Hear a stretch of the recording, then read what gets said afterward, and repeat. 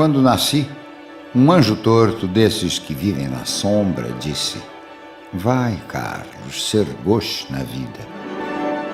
A Rádio USP apresenta Biblioteca Sonora. Produção Marcelo Bittencourt. Na edição de hoje, iremos conversar com Jaime Pinsky. Ele organizou a coletânea Brasil, o futuro que queremos. Este livro foi publicado pela editora Contexto. Jaime, o que o motivou a organizar essa coletânea? Fins do ano passado, começo deste ano, uma coisa pôde ser observada por qualquer pessoa. As mídias sociais fizeram com que, rapidamente, todos se sentissem donos da verdade e procurassem impor a sua verdade aos demais. As mídias sociais têm uma vantagem enorme que cada pessoa se sente protagonista, se sente no direito de externar as suas opiniões. Esse aspecto democrático é muito bom, mas tem um aspecto ruim dessa democracia. É que cada pessoa se sentia com competência para externar opiniões, mesmo que essas opiniões não tivessem nenhuma base concreta, mesmo que não fossem resultados de estudo, mesmo que não fossem resultados de alguma prática. Então, as pessoas simplesmente externavam as suas opiniões e desqualificavam as opiniões dos outros. Então, o que estava havendo é que, a partir de perspectivas ideológicas, de práticas políticas, as pessoas desqualificavam as opiniões do outro. Então, havia uma preocupação muito maior em desqualificar o outro do que em se qualificar para colocar opiniões significativas.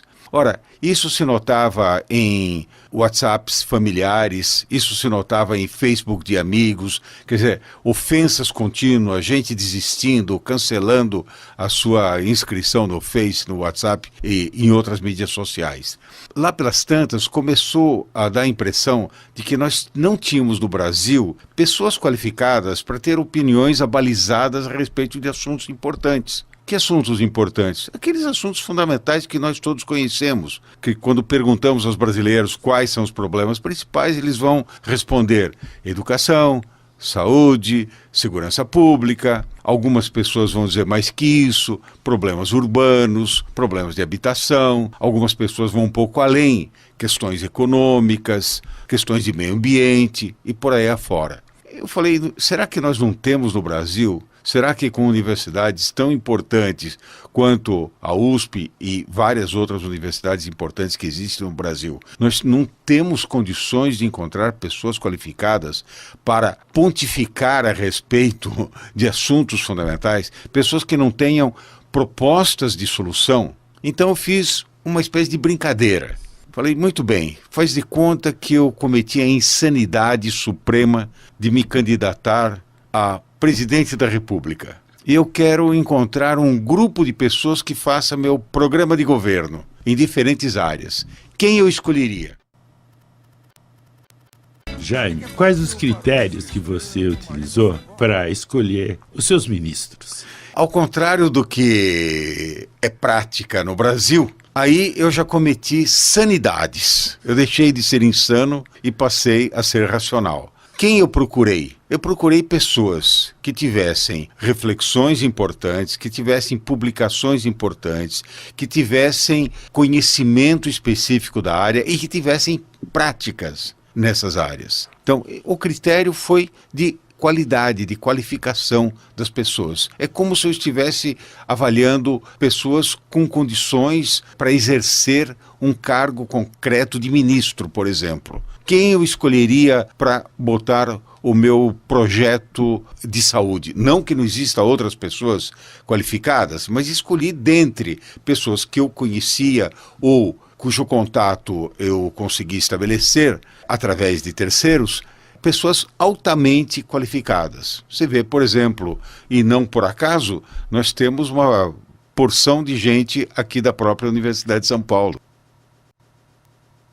Jaime, o primeiro ensaio não podia ser diferente da Cláudia Costin a respeito de educação. O que você destaca desse ensaio e como é que você pensa a questão da educação no país? Acho que não há dúvida de que a questão educacional é central no Brasil, por vários motivos. Vamos lá. O primeiro motivo é o seguinte: nós nunca chegaremos a uma democracia real, com uma diminuição das desigualdades, se não tivermos escolas de qualidade e escolas que sirvam para toda a população. Hoje já é um lugar comum, todo mundo sabe, que nós tivemos escolas públicas de qualidade e, posteriormente, nós tivemos escolas públicas para toda a população, ensino universal. Mas nunca conseguimos ter escolas públicas de qualidade para todo mundo. Esse é o objetivo. A minha geração, Marcelo, a minha geração é aquela que fez escolas públicas. Eu me lembro como se fosse hoje, quando eu fiz o exame de admissão no Estadão de Sorocaba, o Colégio Estadual Dr. Júlio Prestes de Albuquerque, que era o nome, mas o apelido carinhoso era Estadão.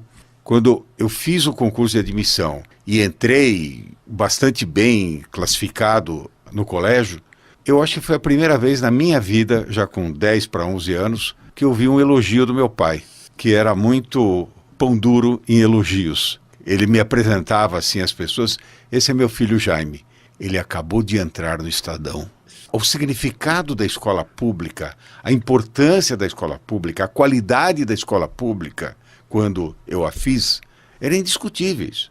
As pessoas que não conseguiam entrar no Estadão iam para as outras escolas de Sorocaba, para o Ciências e Letras, para a Organização Sorocabana de Ensino e outras escolas. Fazer parte do Estadão era um selo de qualificação das pessoas. E eu me lembro até hoje de alguns professores que foram mestres maravilhosos. Eu tive um professor de português que marcou época. Ele preparou gerações de pessoas que amavam a língua portuguesa e a literatura portuguesa, mas principalmente brasileira. Tinha um professor de filosofia que depois se tornou livre-docente na Faculdade de Educação aqui da USP. Quer dizer, ele era meu professor de colégio, do colégio estadual. Então, assim era o colégio.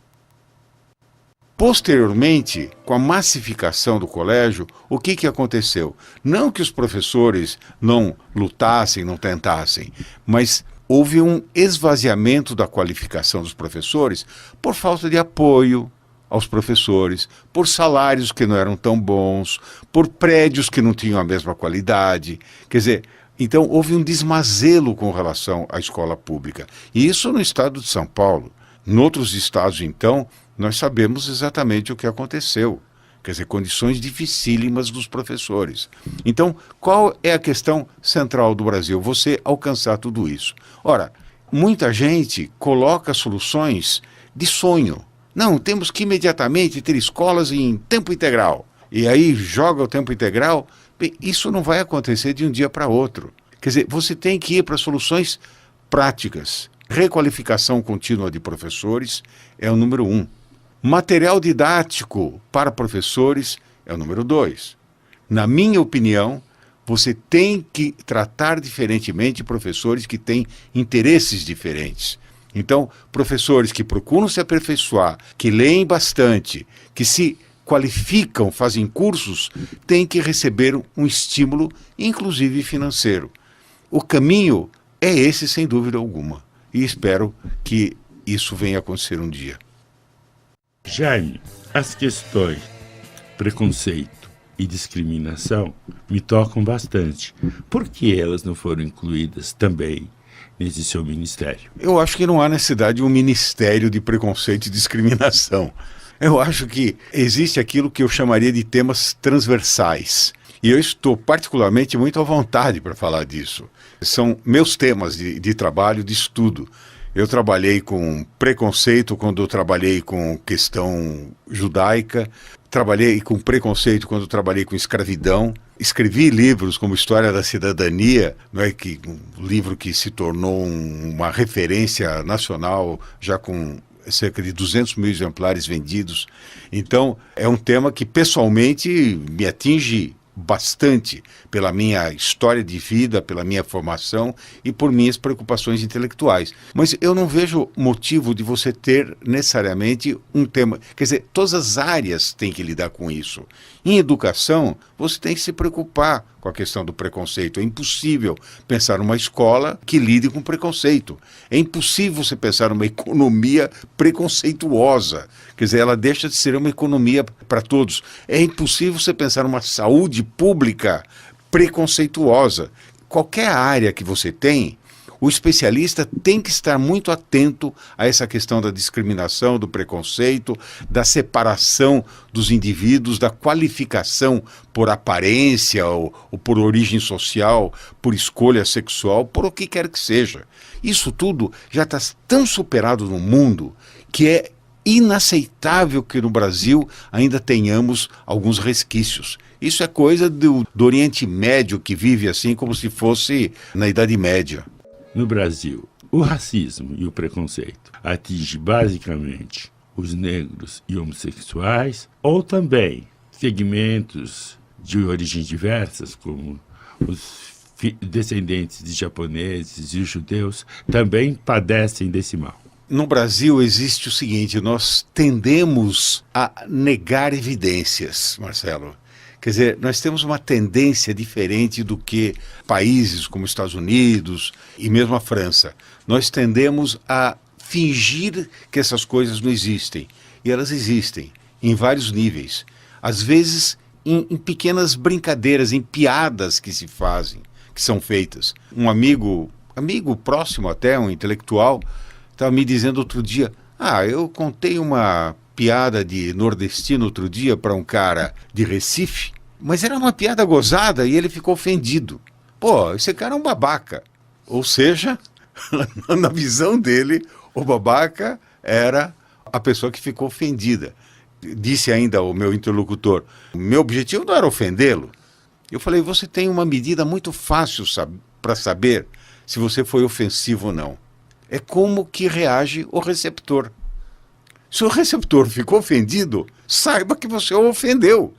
É muito simples, sabe? É muito simples. É como piada de judeu, que a gente sempre brinca dizendo que os judeus podem contar piada de judeu um para outro, mas não gostam que outros contem piada de judeu para eles. As coisas funcionam assim. Quer dizer, você tem que lidar e tem que aceitar a sensibilidade dos indivíduos. Tem gente que brinca com a homossexualidade dos outros, utilizando termos que eu considero chulos, baixos, desagradáveis. Ao passo que a questão da homossexualidade, hoje em dia, como prática social, é aceita universalmente em países civilizados. Quer dizer, hoje em dia não existe mais espaço para isso.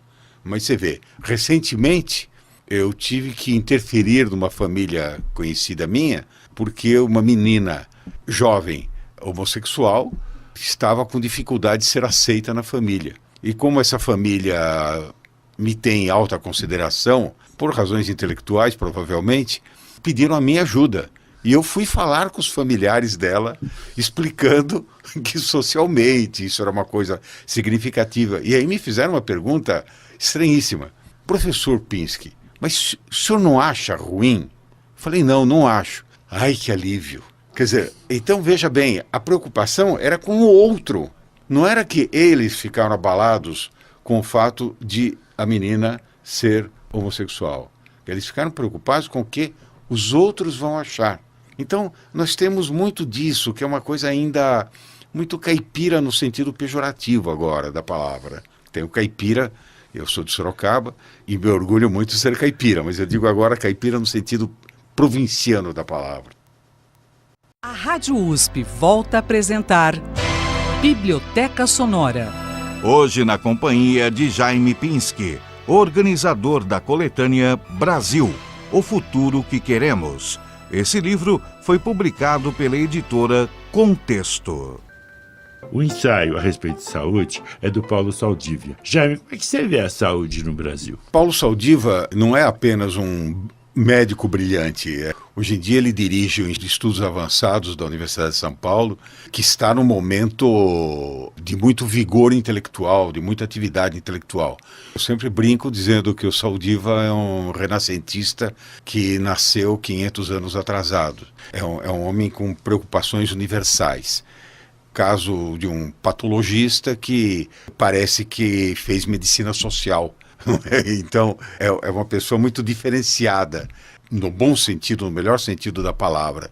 Ora, o Saldiva tem uma preocupação, e me parece que faz muito sentido, o texto dele caminha nessa direção. Ele diz: a preocupação principal tem que ser com a medicina de base. Quer dizer, nós não resolvemos o problema de medicina de base ainda no país e começamos a falar de pré-nupcial genético com pessoas, etc. e tal, para evitar que possam vir a ter talvez 0, não sei quanto % de filhos com mutações genéticas. Ele diz: isso é uma coisa assim que só tem que ser tratado se o país tivesse uma riqueza tão grande e tanto dinheiro que pudesse dar ao luxo de cuidar desses problemas. Não que os problemas não existam, mas são problemas não tão relevantes. O Saldiva insiste de que o Sistema Único de Saúde tem que se preocupar com a medicina de base, tem que se preocupar com questões de vacinas, tem que se preocupar com a questão sanitária, que é um problema, assim, ainda muito importante do Brasil. E me parece que esse realmente é o caminho do Brasil. Quer dizer, nós temos que começar lá com a base. Claro que a doença rara de alguém emociona o país e quando ele abre um processo contra o Sistema Único de Saúde, quer dizer, quem se beneficia são os laboratórios que vendem remédios a um preço altíssimo. Então, a pergunta é essa: o país pode se dar ao luxo de salvar uma vida, por mais importante que uma vida signifique, ou deve se preocupar com centenas, milhares, dezenas de milhares de vidas de pessoas que não têm condições mínimas de estrutura sanitária? Então, na opinião dele e na minha, eu corroboro totalmente. Quer dizer, Saldiva, sem dúvida, seria um excelente ministro, na minha opinião. Nós temos que tratar dessa base. Temos que fazer com que essa base se alcance realmente toda a população. Jaime Lerner não consegue conceber a cidade como um sonho compartilhado, guiado por uma visão de futuro. Ora, Jaime, é possível organizar uma sociedade sem que o sonho e a utopia estejam presentes? Não é possível, mas o fato é que isso está acontecendo. Se você pegar uma cidade como o Rio de Janeiro, você verifica que o sonho se desfez. Converso com amigos meus cariocas e você vê com muita tristeza que esse sonho se desvaneceu. Ele deixou de existir.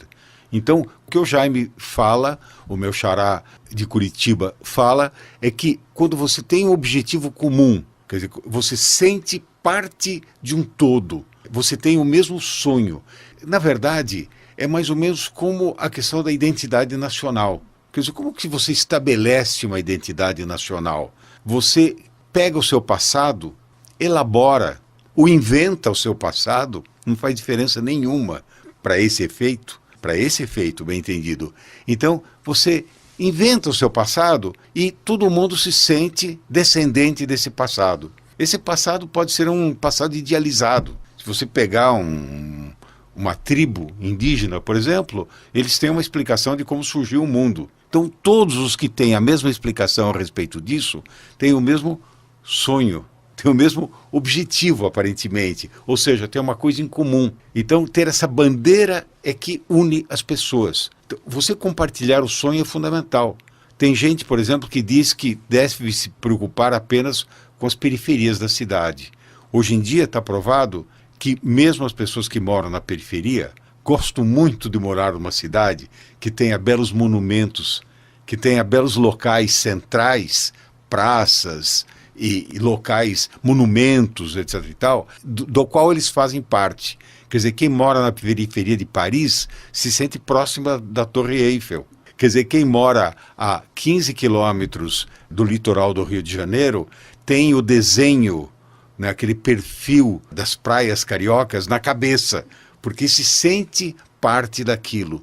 Então, isso que o Jaime Lerner fala, ao mesmo tempo que ele é um homem muito concreto, pensa nos pontos de ônibus diferenciados com mais qualidade, aqueles tubos que as pessoas entram, etc. e tal. Quer dizer, esse homem que pensa em soluções práticas, coletivas, para as pessoas serem menos individualistas, esse homem que pensa em coisas muito concretas e que é citado no mundo inteiro como uma referência dentro do urbanismo, ele sempre fala em sonho. Ele diz, sem esse sonho, você não consegue ser um cidadão, ou seja, um participante de uma cidade. É bonito isso. O Cláudio Arvig escreveu um ensaio sobre ciência e tecnologia. Jaime, como você atuaria nessa área? Glauco é uma das maiores autoridades brasileiras do assunto. Além de professor titular de Sociologia aqui da Universidade de São Paulo, já foi presidente da FINEP e de outros órgãos. Quer dizer, tem uma experiência também muito grande, uma reflexão muito grande a respeito do assunto. Ele traz números assustadores, que o investimento dos países em ciência, tecnologia e criatividade, quer dizer, coisas novas que têm que ser descobertas e aplicadas, é fundamental para um país. Se você pega, por exemplo, a Coreia, 40 anos atrás, ela estava atrás do Brasil em tecnologia. Quer dizer, hoje em dia, a Coreia participa de tecnologia de ponta no mundo todo. Mesmo aqui no Brasil, a gente sente imediatamente isso. Os produtos coreanos, até os automóveis coreanos, hoje em dia são páreo para os carros japoneses, alemães e americanos. Tem tecnologia do mais alto nível. Se você pega um estado novo, Israel, tem 70 anos de idade, plantado no meio daquele Oriente Médio atrasadíssimo. Hoje em dia não se fabrica um computador no mundo que não tenha elementos desenvolvidos do Vale do Silício lá deles. Quer dizer, eu cheguei até a Rua do Matão hoje com o Waze, que é uma descoberta israelense. Então, tecnologia hoje é fundamental. Um país pequenininho, com uma população de 8, 9 milhões de habitantes, faz frente a países com dezenas de milhões de habitantes. Por quê? Porque a tecnologia é muito avançada. Então, hoje em dia, a tecnologia é fundamental. O professor Harari, autor dos livros super famosos como Sapiens, ele insiste em dizer que daqui para frente essa coisa de quantidade de pessoas não interessa mais nos exércitos. O que interessa é a tecnologia. E que essa tecnologia, em muitos aspectos, vai superar até a tecnologia dos próprios homens. Os robôs estão existindo com uma tecnologia altamente desenvolvida. O Glauco mostra que isso, então, não é uma questão de opção de um país. É uma questão do país decidir simplesmente se ele quer ser um país moderno ou se ele quer ficar no limbo. E nosso país está diminuindo a verba em ciência, tecnologia e inovação, enquanto que todos os países do mundo estão aumentando essa verba. Então, ele tem uma proposta prática.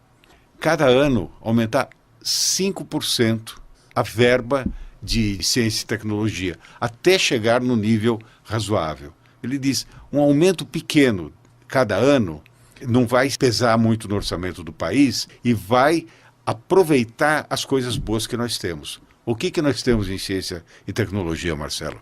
Nós temos, em primeiro lugar, gente formada de alto nível. A USP, a Unicamp, a Universidade Federal do Rio de Janeiro, algumas universidades do Nordeste, do Rio Grande do Sul, Santa Catarina, são universidades que formam engenheiros, formam físicos de altíssima qualidade. E uma parte deles vai trabalhar no exterior. Quer dizer, o país faz um investimento tremendo, um sacrifício tremendo para a educação do indivíduo dos 5 anos aos 25, porque ele faz às vezes até o doutorado aqui, e depois ele vai embora. Isso é uma tragédia para o país, porque, do outro lado, nós temos também indústrias modernas no Brasil. Nós temos um empresariado de boa qualidade no Brasil, gente que fez também administração de empresas de boa qualidade, etc. e tal. Então nós temos tudo isso de boa qualidade. Agora, o que acontece? Sem uma ação governamental para organizar esses músicos, não sai música alguma. Você tem que ter um maestro, e esse maestro, no caso, é o Estado. Então, por mais liberal que você seja, ou favorável ao liberalismo, enfim, à liberdade individual, você sabe que é fundamental o papel do Estado como regente dessa orquestra importante. Jaime, você privilegiou o esporte. Por que você deixou a cultura de lado? Não deixei a cultura de lado. A cultura é fundamental, é claro, mas você vê, tem algumas áreas que são totalmente abandonadas e deixadas para picaretas de todos os tipos. O futebol é uma delas. O futebol é uma área fundamental. Claro que a cultura é uma coisa central, mas a cultura é muito vasta, muito ampla em diferentes áreas. E caberia, claro, também a cultura ter um ministério, talvez, ou fazer parte, ter uma secretaria dentro de outro ministério. Provavelmente, entrando na brincadeira, quer dizer, o meu ministério provavelmente seria de 12 pessoas. E fora isso, teria secretarias. Não há necessidade de ter ministério para tudo quanto é lado. É um pouco ridículo isso. Ridículo não. São razões políticas que levam a isso. Agora, a questão do esporte é uma questão central. É uma questão central no Brasil. Por quê? Porque você tem duas grandes possibilidades em termos de esporte. Ou você considera esporte uma coisa competitiva, ou você considera esporte uma prática necessária à população. Pelo esporte, as pessoas jogam uma parte da sua agressividade, molecadas se ocupam em lugar de fazer besteira e entrar em drogas muito cedo e por aí afora. A prática de esporte é muito importante. Eu sempre digo que a França é um país esportivo e os Estados Unidos é um país competitivo. Se você olhar, a França não ganha Olimpíadas, os Estados Unidos ganha todas as Olimpíadas, porque ele é competitivo, a competição é fundamental. Mas não é disso que o Milton Leite fala no livro. O Milton Leite fala da importância da prática do esporte, da prática que todos nós tenhamos, cada um no seu. Quer dizer, não existe uma regra dizendo, não, o indivíduo tem que fazer tal esporte ou qual esporte. Isso é modismo. O indivíduo tem que, a partir desse esporte, ter a musculatura desse jeito ou daquele jeito. Hoje em dia, a medicina deixa claro que determinadas práticas esportivas fazem com que o indivíduo tenha uma potencial capacidade de uma sobrevida maior. Ponto. É tudo que se pode afirmar a respeito do assunto. Agora, evidentemente, eu lembro, só para dar um exemplo, eu lembro perfeitamente de pessoas obesas que estão aí com 90 anos de idade e de pessoas magrinhas que faziam tudo perfeitamente e que já morreram, e morreram relativamente jovens. Então, o Milton acha que seria muito interessante que essa prática esportiva se difundisse por toda a população, com custos muito baixos, com participação de universidades, com a participação que aqui desempenha um papel, as universidades desempenham um papel muito pequeno nas práticas esportivas, nas escolas, que as escolas aproveitassem melhor os seus pátios, parques municipais que são subaproveitados e as próprias empresas que poderiam talvez ter interesse em fazer com que seus funcionários tivessem práticas esportivas básicas, nem que seja caminhar, dar uma corridinha de vez em quando, fazer uma ginastiquinha, uma musculaçãozinha, etc. e tal. Então, encaminhar a coisa por aí sem um custo significativo e tirando, você vê, Milton Leite é um narrador esportivo, ele narra principalmente futebol. E ele diz, eu não tenho problema nenhum. Se diminuir o futebol profissional e houver uma difusão maior da prática esportiva, estaremos muito bem. Rádio USP, Biblioteca Sonora. Produção, Marcelo Bittencourt. Hoje conversando com Jaime Pinsky, organizador da coletânea Brasil, o futuro que queremos. Esse livro integra o catálogo da editora Contexto. Roberto Rodrigues escreveu um ensaio a respeito da agricultura. Jaime, como é que você vê essa questão? Vamos lá, eu vou dizer o que eu acho, não o que necessariamente o Roberto Rodrigues acha. O Roberto Rodrigues foi ministro da Agricultura no primeiro governo Lula, quer dizer, um homem extremamente capaz, é considerado uma das grandes autoridades sobre agricultura no mundo, quer dizer, ele conhece profundamente o assunto. Ele tem a seguinte posição, vou falar a opinião dele, depois direi algumas coisas que eu penso. ele tem a seguinte opinião: a discussão de agricultura familiar ou de agroindústria é uma discussão superada. Porque você tem áreas em que a tecnologia avançou tanto na agroindústria que tentar reduzir isso a uma agricultura familiar seria ridículo. Não tem sentido. Quer dizer, seria extremamente caro e não resolveria a questão, em primeiro lugar. Segundo lugar, cabe ao Brasil, pelas características do território brasileiro, um papel fundamental para aplacar a fome mundial. Em primeiro lugar, essa fome mundial quase desapareceu. Você vai dizer, ainda existem bolsões de fome. Existem bolsões de fome. Mas proporcionalmente, considerando uma população mundial de 7 bilhões de habitantes, o número de pessoas que têm fomes endêmicas é muito pequena. Quer dizer, fome é uma coisa que praticamente desapareceu e desapareceu graças à tecnologia e graças exatamente à agroindústria. Quer dizer, graças a essa indústria, a essa agricultura altamente mecanizada, que usa adubos, etc. e tal.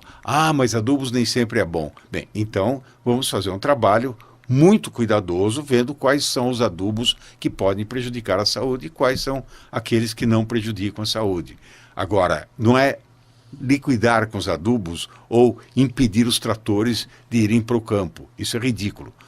Você tinha no Brasil mais de 50%, meio século atrás, mais de 50% da população trabalhando na agricultura e o país passava fome. Hoje você tem, no máximo, 19% da população envolvida com a agroindústria. Então, não estou falando só da agricultura, eu estou falando de todas as coisas ligadas à agricultura. Produção de frangos, de gado, de porcos, a exportação. Quer dizer, um número muito menor de pessoas na área e uma rentabilidade muitíssimo superior. Então, nós estamos numa situação muito diferente do que estávamos 50 anos atrás. Agora, o que deve se fazer aqui no Brasil? Você tem que agregar valor, como se diz. O que é agregar valor? Em lugar de exportar um grão de café para a Suíça e receber de volta uma cápsula de Nespresso, sendo que a saca de café que é enviada custa quase pouco mais do que o preço de uma caixinha de cápsulas, com meia dúzia de gramas cada uma. Então, o que você tem aqui? Você simplesmente não aproveita a vantagem que você tem da produção agrícola para dar o passo seguinte, ou seja, desenvolver industrialmente aquilo para poder exportar com valor agregado maior e receber mais dinheiro por isso. Então, o caminho, segundo Roberto Rodrigues, e me parece que é muito coerente e muito consistente, o caminho é esse, sem dúvida alguma. Isso significa acabar totalmente com a agricultura familiar? Não. Tem alguns lugares que, pela sua própria característica física, a agricultura familiar tem sentido. Agora, cá entre nós mantemos uma agricultura familiar em regiões em que as pessoas mal conseguem comer graças à sua própria produção, é uma coisa que não faz sentido nenhum e não é uma vantagem para ninguém, nem para o país e nem para as pessoas que estão alocadas nessas regiões. Jaime, o ensaio sobre o tema segurança pública foi escrito por Eduardo Muraerte, que foi secretário, inclusive, do Estado de São Paulo. Como é que você viu o trabalho dele?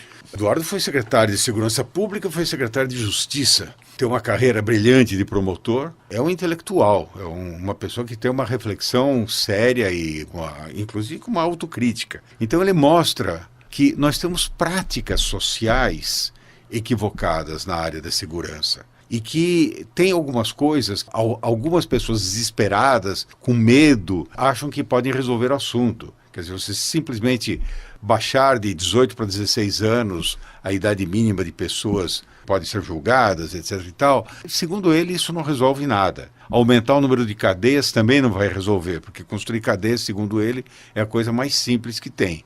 Mas, evidentemente, isso também não vai resolver o assunto. Ele acha que uma possibilidade interessante seria municipalizar cada vez mais a prática da justiça, fazer com que, vamos dizer, o crime e o castigo sejam muito visíveis.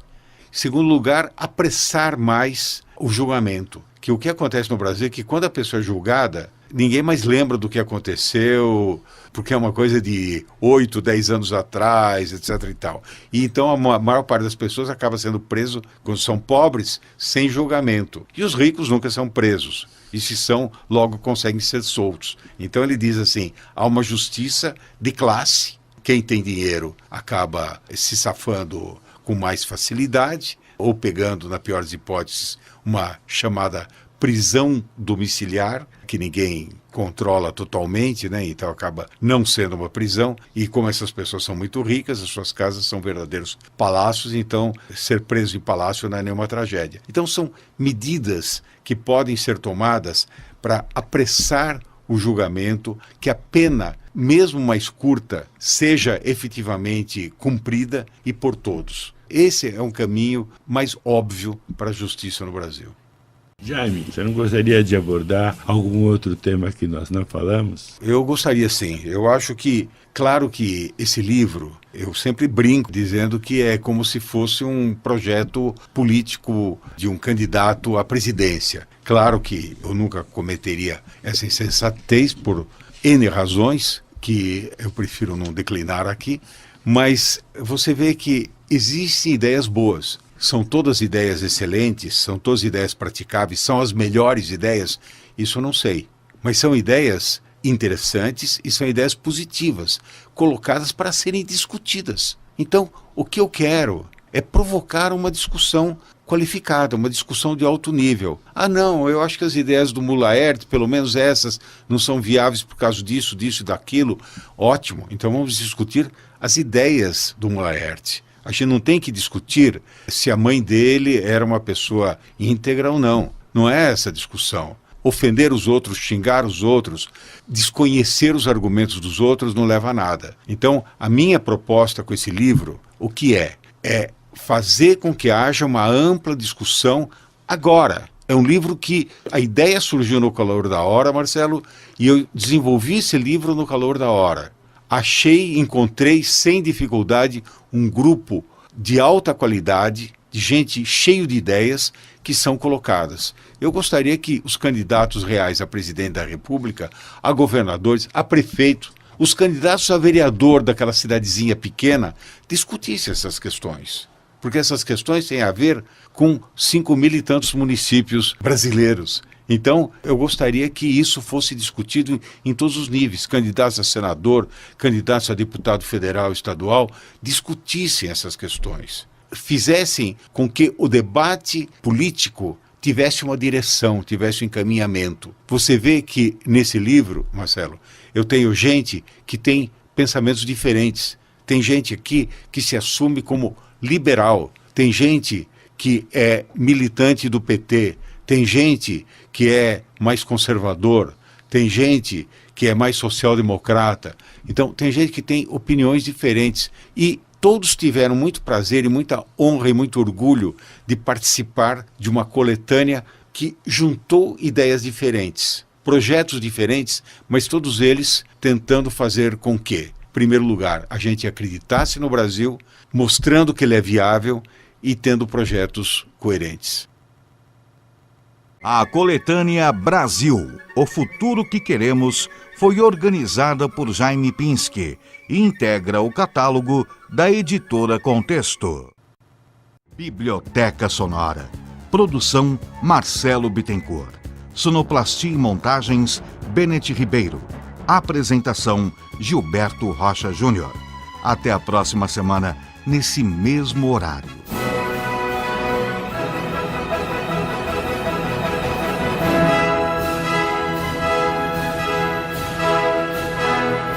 Biblioteca Sonora. Realização Rádio USP.